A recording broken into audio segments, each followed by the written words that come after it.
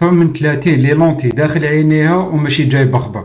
هذه المرأة عينيها يوجعوها، كي راحت للطبيبة انصدمت هي وانصدم الطبيبة، لقات لها داخل عينيها 30 لي لونتي. هادو لي جبدتهم، واللي ما جبدتهمش قالت لها لازم لك عملية. اتخيلوا كانت بلاصي لي لونتي وفي الليل كي ترقد كانت تنساهم، وكي تنوض الصباح تحسب بلي مطاحوا لها ولا، وهما ما كانوش يطيحوا، كانوا يدخلوا لها مو عينيها. وهادو العدسات ماشي تاع الالوان، عدسات طبيه، برك هي ما تبعتش الارشادات تاع الطبيب.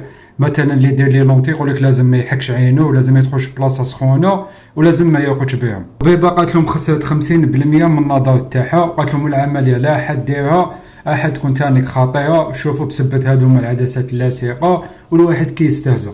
خلوا لي كومونتير واش رايكم في الحاله تاعها، واذا عجبكم الفيديو ديروا لي ابوني. سلام. Oh God. There's a whole waddle there. I believe it. Okay.